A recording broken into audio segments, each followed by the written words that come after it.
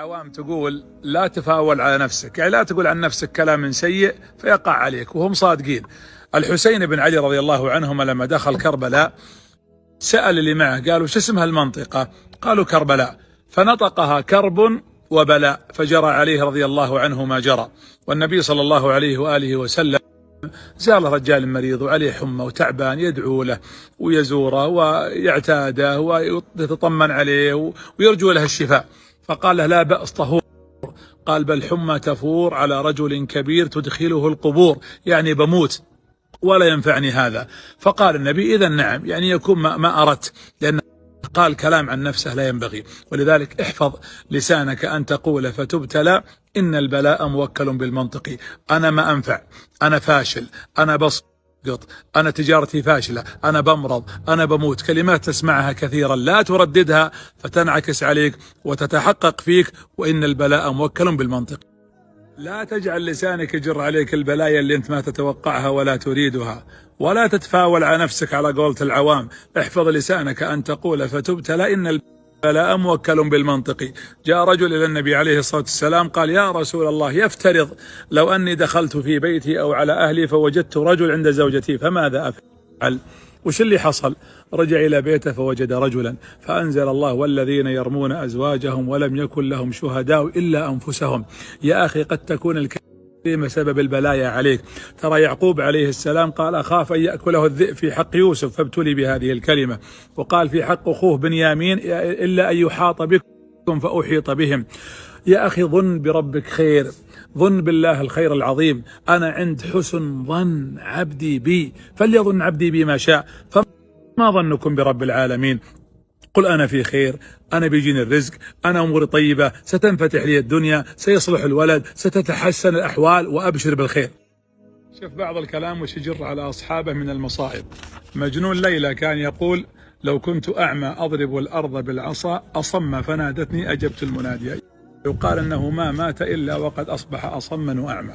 والمؤمل كان يتغزل بامرأة في الحيرة، فلما تغزل بها حتى قال يا ليت المؤمل لم يخلق له بصر، وقالوا ما أصبح في الصباح إلا وقد ذهب بصره. أخي أختي، إن البلاء موكل بالمنطق. المنذر ابن المنذر ملك العرب القديم المعروف نزل في منزل في صحراء، وكان معه رجل ملقوف.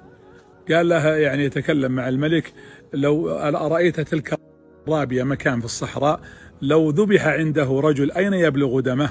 قال والله إنك أنت المذبوح وسأبدأ بك حتى ترى أين يبلغ دمك. فذبح. فقال رجل حضر هذا المشهد قال رب كلمة قالت لصاحبها دعني إن البلاء موكل بالمنطق، انطق بما يعود عليك بالخير.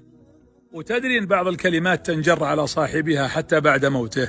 يقول عبيد الجرهمي من أعجب ما رأيت في الجاهلية أنني دخلت على حي من الأحياء فوجدتهم يدفنون جنازة إنسان، يقول فوقفت معهم في هذه الجنازة فتأثرت فبكيت، فرددت الأبيات يبكي الغريب عليه ليس يعرفه وذو قرابتي في الحي مسرور. يقول سمعني واحد أقولها قال تعرف الميت؟ قلت لا. قال الميت هو صاحب هذه الأبيات اللي أنت قلت، وأولئك هم أهله وقرابته مسرورون بموته.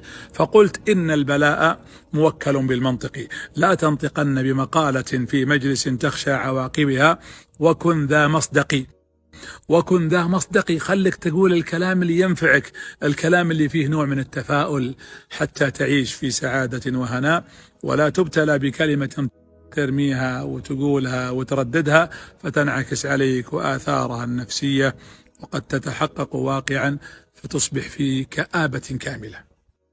ترى إن البلاء موكل بالمنطق، مو بس إذا تكلمت عن نفسك، حتى إذا عيرت الآخرين وشمت فيهم يعافيهم الله يبتليك.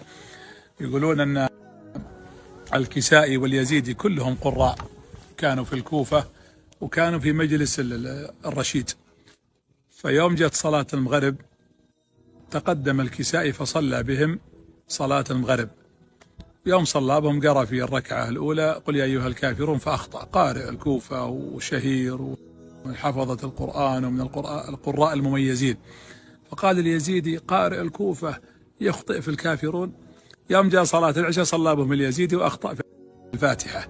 احفظ لسانك أن تقول فتبتلى إن البلاء موكل بالمنطق. أحسن الظن بالله وأبشروا بالعطايا والخيرات والفتوحات والتوفيق، ويجري الله لكم أنهار من الدهشة في العطايا.